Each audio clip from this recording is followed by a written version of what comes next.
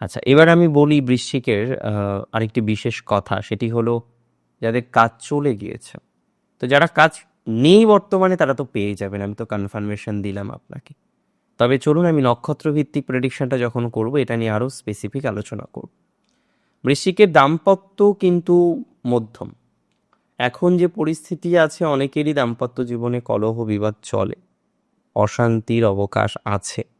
একটা স্ট্রেসফুল সিচুয়েশনের মধ্যে আপনাকে বারবার চলতে হয়, একটা স্ট্রেসফুল সিচুয়েশনের মধ্যে দিয়ে আপনাকে বারবার কনফিউজ থাকতে হয়।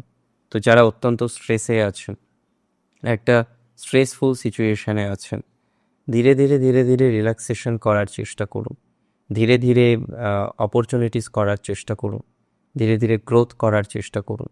তা আমি বিশ্বাস করি কি বলুন তো, যে আপনার এই যে নেগেটিভ একটা ভাইবস, হ্যাঁ, আছেন অনেকেই, এই জায়গা থেকে একটা পজিটিভ ভাইবস প্রাপ্তির সম্ভাবনাটা রোজ